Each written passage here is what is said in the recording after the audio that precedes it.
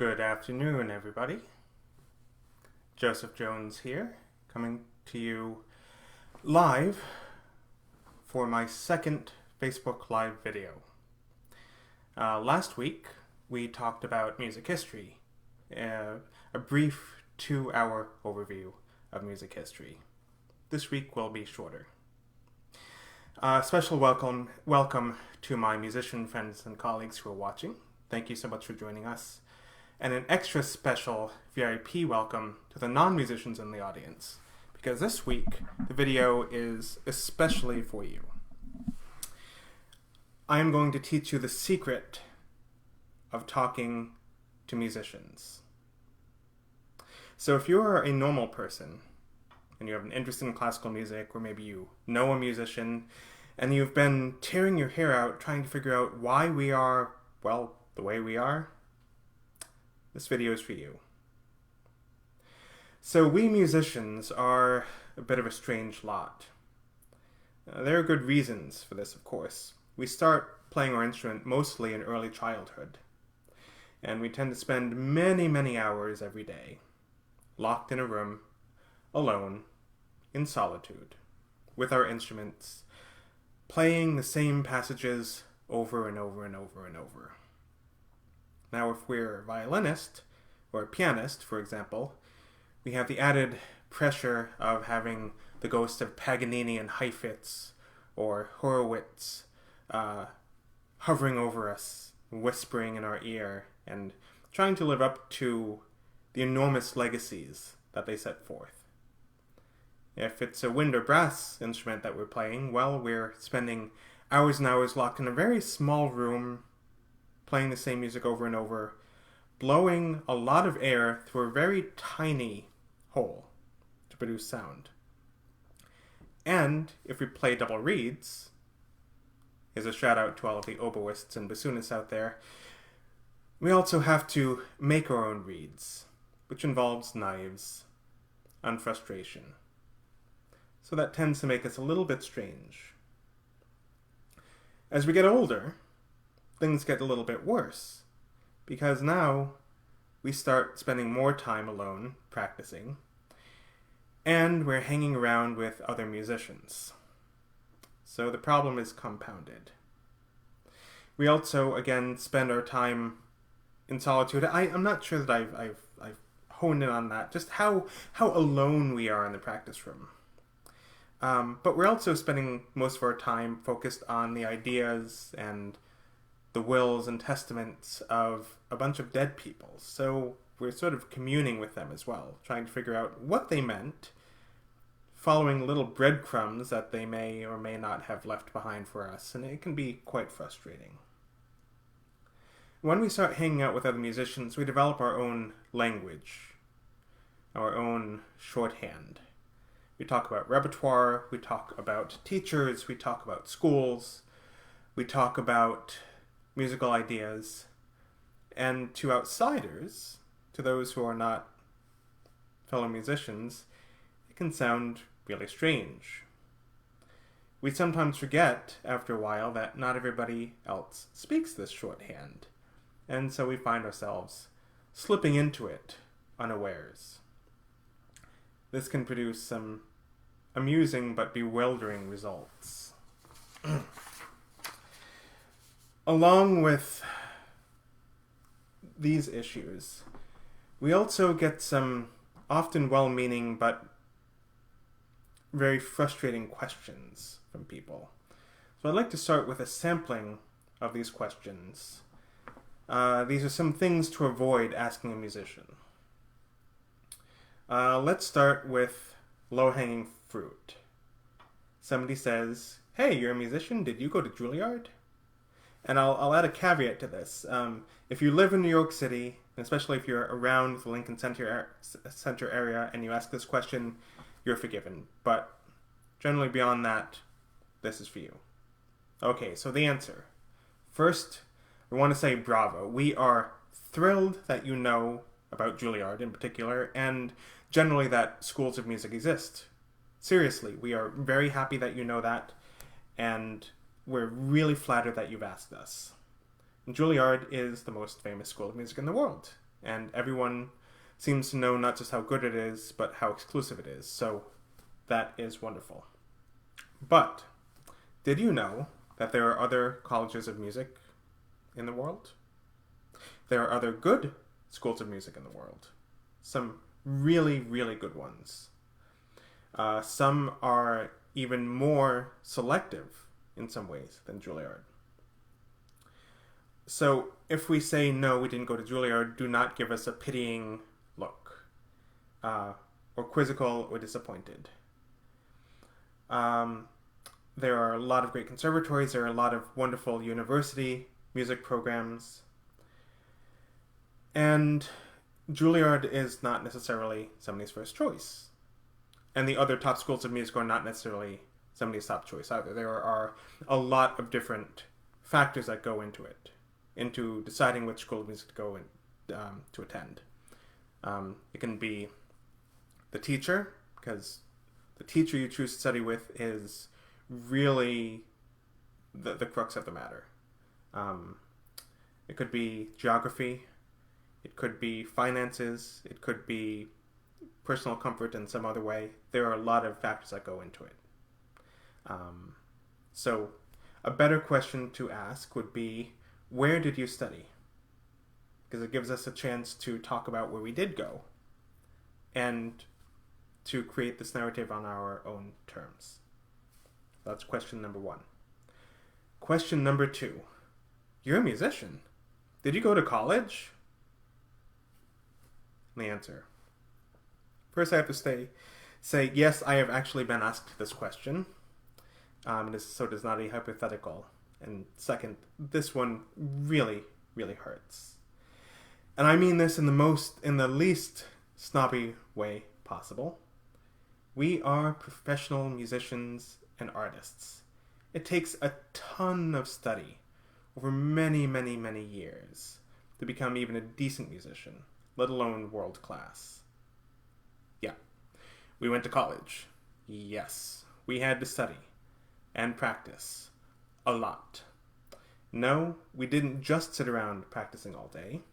We had to take classes in music theory and music history, Western literature, foreign languages, usually French, Italian, and German, sometimes Russian, ear training, form and analysis, harmony and counterpoint, and sometimes much more specific classes, such as Renaissance music in northern Italy, or ethnomusicology in particular regions of the world, orchestration, pedagogy on our instrument, or general music pedagogy, or something super geeky and wonderful, like post-romantic chromaticism. The list goes on and on and on. And besides all that practice, general practice to become proficient on our instrument, we have a mountain of repertoire to learn. We have to perfect it. We have to perform it, not just in front of audiences and our teacher, but in front of our peers, which can be every bit as nerve-wracking as playing a solo at Carnegie Hall. We have studio classes, we have mock auditions and real auditions to prepare for, master classes, and again, lessons. Have I mentioned lessons? Lessons. An hour a week with a world-renowned master whose recordings you've worshipped since you were 8 years old. Glamorous and often terrifying. Yep, we went to college. Next question. Can you make a living as a musician? And I just have to say, hearing this under any circumstances, always fun. Hearing it on a date, which I have, yeah. So, the answer, yes. We can make quite a nice living. The real answer, yeah, it's possible. But it's incredibly hard. At a certain point, it has very little, if anything, to do with talent or even hard work. Now, there are secure jobs in our field. Let's use that term extremely loosely. You can be a soloist or major conductor. You can make 5 or 6 figures per performance. You can land lucrative recording deals. You can go from one major city to the next playing or playing with or conducting or singing with the top orchestras in the world, your name on the marquee, and that name and reputation alone being enough to sell out a house. You can win friends, influence people, make women want you and men want to be you, or vice versa. And that's the 1%, or sort of the 1% of 1%. Then you have the 9-to-5ers. Not really 9-to-5ers, because playing in an orchestra is anything but a 9-to-5, but it's sort of the equivalent of a 9-to-5 job in our field. These are the elite chamber ensembles. Think of every great string quartet you've ever heard of. Top-level recitalists, megastar professors, and tenured members of major orchestras, particularly the principals. They make a great salary and benefits, subject to a healthy and responsible board. They enjoy prestige in the musical community, and often beyond. And they have pretty good job security. Tenure, salary, benefits. That's 5, maybe 10% of our field. And the rest of us? We gig, we teach. Gigging can range from being a principal of a regional orchestra, or subbing with major orchestras, or playing with a reputable, consistent, fairly well-established professional orchestra, to playing weddings and bat mitzvahs. And I always like to joke that, if you hire a musician for your wedding or party, or any time a normal person sort of hires a musician, you could be getting a really good bargain, because the night before they may have played at Carnegie Hall or someplace like that, and now they're playing this gig. So yeah, there are a lot of us who are really good, but because of the way the field is, we're playing all sorts of gigs all over the place. And they can be musically fulfilling, and financially, there can be really good times. But that's how most of us make a living and make a life in music. Once upon a time, one could gig just with ensembles and make a really good living. It's gotten a lot harder. That's a separate conversation, but that's question number 2. And question number 3, or comment, as this is usually framed, I don't see what the big deal is. You get to do what you love, and it's not harder to find a job in music than any other profession. There's competition everywhere, right? Well, the answer, sorry to say this, but you could not be more wrong. Well, half wrong. Yeah, we get to do what we love, and we get to make a living at it, and that is wonderful. But a note on this, particularly being a symphony musician with a professional orchestra, is a job. It's a hard job. Doing the job is exceedingly difficult. Getting the job may be even more difficult. Have you ever sat through a 2.5, 3, 4 hour rehearsal? Stakes are incredibly high. Focus has to be there 100%. And a rehearsal is not a practice. Rehearsal is for everybody to come together and figure out how the parts work together and to make music together. So you don't learn your music at rehearsal.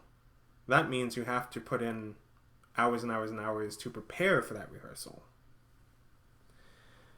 Holding a violin, a viola, spending hours and hours blowing through a teeny tiny mouthpiece is not easy. Orchestras are loud. They are sort of insane places to be. Working conditions, personalities, relationships can all be very difficult. An orchestra rehearsal is anything but low stress. You have 100 egos, 100 musicians, led by one super gigantic titanic tyrant conductor. So there's some potential for the occasional bit of disagreement. Sometimes everyone gets along, which is great. Sometimes there's a little bit of stress. Other times, let's not go there. Everyone wants to be perfect, but there are frequently disagreements, different definitions of what perfection is. Aside from the fact that there is no such thing as perfection. So it's a wonderful catch-22. Bringing 100 voices into one is possible, but the hard work makes those hours go by less quickly than one might imagine. Again, did I mention that it can be loud? But what does one have to do to win this job? Well, besides the old joke of putting a $50,000 instrument into a $5,000 car to drive 50 miles for a $50 gig, it's a trying process. The applicant is one of several hundred resumes taken from highly qualified musicians all over the world. If one is fortunate, one is among the 50 or so chosen to audition live, assuming they can pay the airfare and hotel to get to and stay at the audition, of course.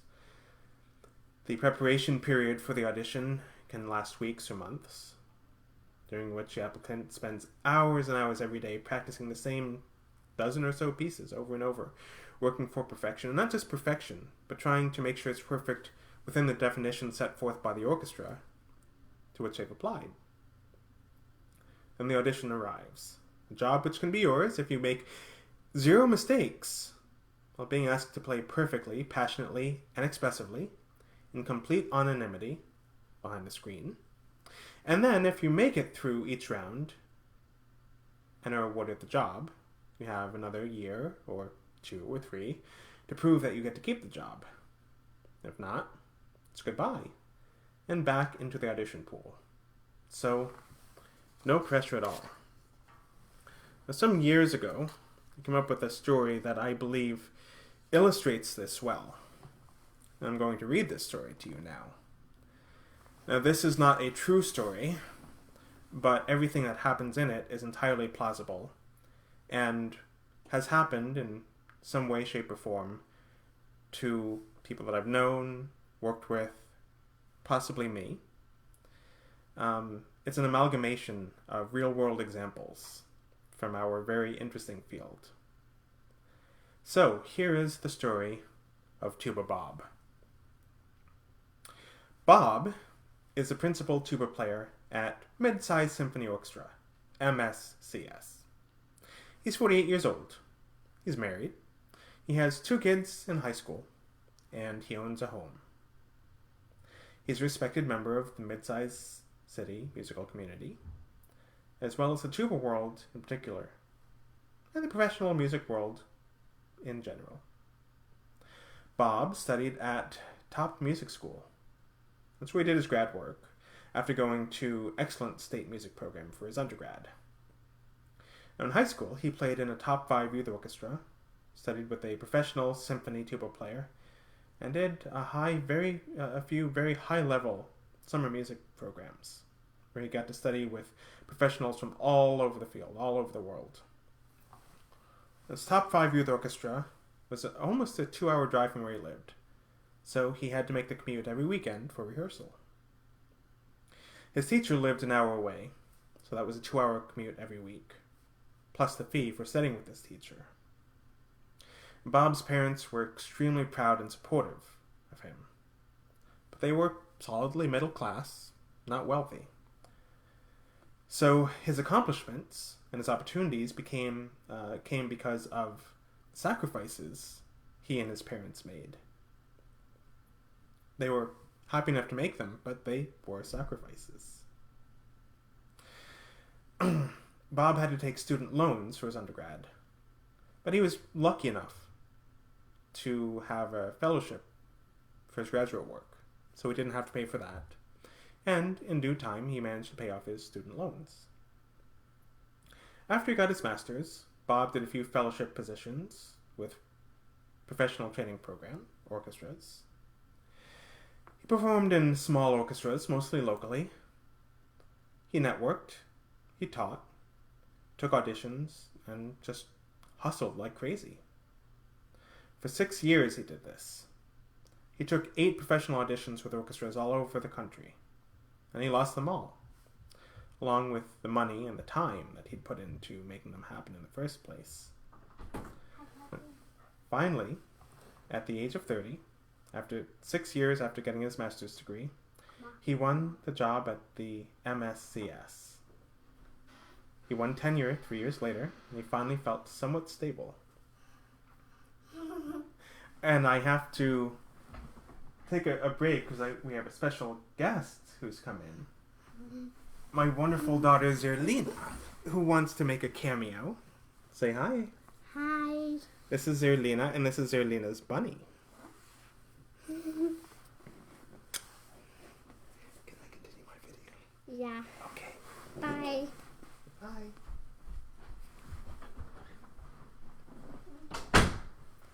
So, MSCS.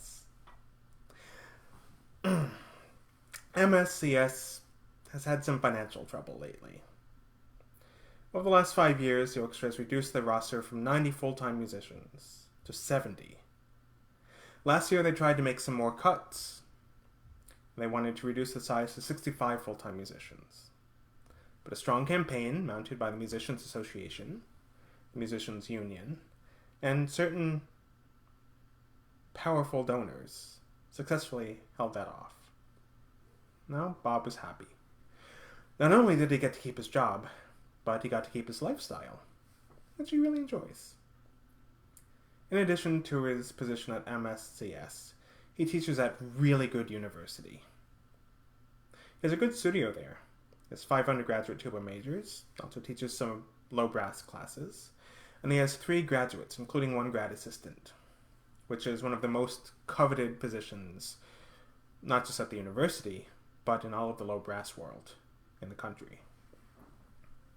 Over the last 10 years, he's grown the low brass program into something really special. A number of his students have gone on to win positions with major orchestras. And now, the top brass students in the country make getting to study with Bob their top priority. Low brass jobs open up relatively infrequently. And Bob always knows when someone is getting ready to retire or otherwise leave their position. So, he's often in a very good position to help his students professionally. He often tailors their training to prepare them for the particular jobs he knows will be open in the next couple of years. One of these students is Lisa. Lisa grew up in a small town, and her family is not particularly supportive. They don't really care for music, quite frankly. She never really fit in at school, and even after joining the band, well, band was not really her second home as she'd hoped, so she continued to struggle socially. She's the only girl in the low brass section, both in middle school and high school, and even in her youth orchestra. And she's had to fight for respect and opportunity every step of the way. She always manages to win it, because her talent and her hard work is always too bright and too persistent for people to ignore in the end. But this has left her perpetually exhausted. Now, when Bob heard her audition, he was instantly mesmerized by her playing, and he offered her not only a spot in his studio, but the coveted spot, the graduate assistantship. Lisa was initially inclined to be a little wary of the attention that Bob gave her. She'd heard stories about how certain teachers can be, and she'd seen firsthand some of the questionable behavior of some of these teachers toward certain students. But Bob was able to put her at ease because he had a sterling reputation. He was very keenly aware of this and sensitive to this, and she knew that she had an ally and somebody who would protect her and not try and take advantage of things. Bob, for his part, knew that she wasn't just a good player. She was almost as good as he was already. And Bob was wise enough to see the opportunity to mentor Lisa, not feel jealous, not try to sabotage her or steal opportunities from her. He genuinely wanted to see her succeed. So, first few months went by, things went swimmingly for Bob and for Lisa. Lisa had somehow already managed to exceed the lofty expectations Bob had set for her. One day, a few months into their teacher-student relationship, Bob heard that Big City Symphony, BCS, would have a major retirement at the season's end. The tuba player, who'd been there for 25 years, was retiring. Now, Bob knew the orchestra and the section extremely well. He'd subbed for the tuba season a few years earlier, while the tuba player was on sabbatical. Bob knew that this was absolutely a perfect job for Lisa. Her sound, her phrasing, her musicianship, and her personality would fit in perfectly at BCS. This was also the first full-time principal tuba job in the country that had come open in the last 4 years. And he knew that it was going to be at least 3 or 4 years before another one opened up. So, Bob went above and beyond in laying the groundwork to make sure that Lisa could be their top candidate when the time came. But then, Bob got some bad news. After a market correction and the election of a new MSCS president, it was announced that the orchestra would cut down their season. The alarm grew louder and louder and louder as it became evident that what seemed to be small problems that had some solutions were in fact bigger than anybody had realized or publicly admitted. And finally came the stunning news. At the end of the season, MSCS would cease to exist. Bob and his colleagues were aghast. It was an extraordinary situation and a tragic one. 70 musicians were now going to be out of work. The starting salary at MSCS was $65,000 a year, plus benefits. But many of the musicians had been there for quite a while and were making well over $100,000 a year. They had families. They'd settled down there. MSCS was their primary income, their life, and their musical family. Musicians started placing frantic phone calls and emails to other orchestras around the country. Out to administrators, agents, colleagues. A few musicians were offered positions right away, but these were mostly temporary. Bob knew that on average there are only 250 to 300 jobs available in America's professional orchestras in any given year. And now they're going to be close to 70 musicians auditioning for them. Some would retire, of course, and some would take positions outside of performance, but this was a major shift. Now, the members of the string section had a fair number of jobs that were coming open in the coming year, and they could apply for those. And there were a reasonable number of substitute gigs in the community and across the country that they could use to tide them over. But the timpanist was a fairly young man, and the harpist, who was in the prime of her career, for example, would have to wait at least a year to apply for another full-time position because there weren't any coming open. And there were far fewer positions for the wind and brass players than there were for the string players. Now, Bob was a bit of a special case. He was lucky. He had tenure at his university job, and he wasn't entirely panicked, although he certainly was panicked for his colleagues and was aghast at the situation. He also had a few sub-gigs that would help tide him over and help him network for himself and on behalf of a number of his colleagues. But, he was really worried. And he wondered what was next. He loved playing with the symphony. He was mourning the coming loss of his musical family, his musical home, for the last 18 years. He loved the repertoire that the music director programmed. And he built a wonderful and special rapport with the members of the local music community. Then, out of the blue, BCS called him.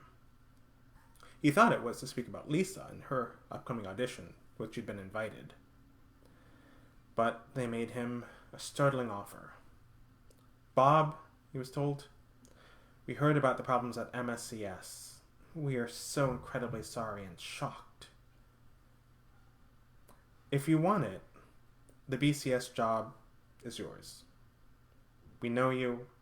The section loves you, and the orchestra as a whole would be absolutely thrilled to have you. Think it over. Of course, you'd have to come in and audition, but really, we want you. Now, Bob is torn. He wants the job. kind of needs the job. If to be part of a musical family again, and if for no other reason. And he really loves BCS. It would be a significant pay raise. And although he'd have to move his family, he knows that it would work well for them. But he's already promised Lisa to do everything possible to help her win this job. He's seen the work that she's put in. She's more than qualified for the position already. At this point, she's actually a better musician, a better tuba player than Bob. And sure, she's young, and he knows that there will be other chances down the road. Probably. But Bob knows how tough that road will be. He also knows that the next two jobs that are most likely to come open, one in 3 years' time, and another in 4 or 5, are both held by teachers who once taught, or both held by tuba players who were once Lisa's teachers and were angry with her. In one case, she was better than the teacher, and he was jealous and resentful, and had tried to sabotage her. In another, well, he'd made some unwelcome advances, which Lisa had not been very warm to. And although she'd kept her mouth shut to all but a very small handful of people who were very trustworthy, and when she'd run into this teacher in subsequent years, had always been respectful and cordial, Bob knew that they both held grudges. And Lisa knew that it was a small enough world that this could be a problem. So Bob was left wondering on this phone call, could I really compete with and take a job away from my student?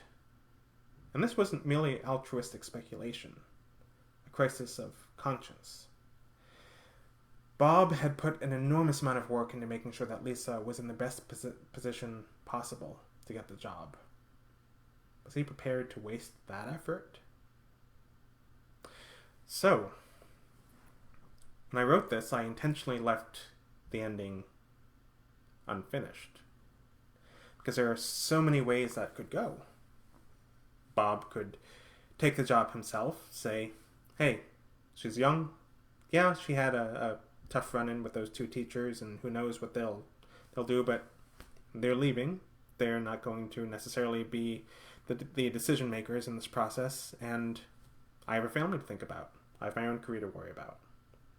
He could say, Lisa deserves this job. My reputation from here on out is likely to be based on my work as a teacher, and helping her get this job will be a major feather in my cap. Or he could do option 3. Take the audition, say, I love the job, but let the chips fall where they may. And Bob gets the job because he played the best audition, or Lisa does. Or somebody else entirely. It's a very strange field. And as I mentioned, musicians are sort of strange people to begin with. But it's nice to be able to share these stories with non-musicians, with normal people. Because invariably, every time I do, I get the following reaction. I had no idea music was like that. I had no idea it was so competitive. I had no idea that orchestras were non-profit organizations and depended on donors and sponsors for funding. I had no idea that orchestras were full-time jobs, and so on and so forth. So yeah, it's great to be able to share this story, and friends and colleagues out there who are streaming or may want to write in later, I'd love to hear some of your stories, some of the things that you've heard or been asked over the years, so that I might include those in future videos, because this is certainly a topic I'd love to come back to. As we cross the half-hour mark, if anybody out there would like to leave a question in the comments section, I'd be happy to answer it now. So I'll give you all a couple of minutes to get your questions in if you have them.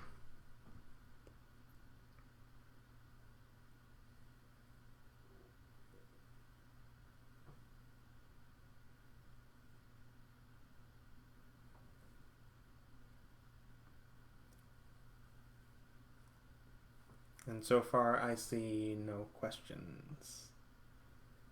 All right. Well, this is my live stream for this week. My next live stream, I believe, will be on cosmopolitanism in music.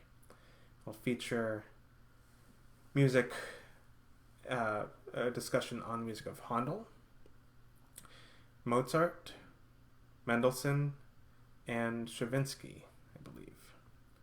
Cosmopolitanism is one of the more interesting aspects of music, not just musical experience, but musical language of various composers. And the way they came by the cosmopolitanism is equally fascinating. So thank you all who tuned in this week. Feel free to leave questions and comments in the comment section. And I look forward to the next live stream. Thanks, everyone.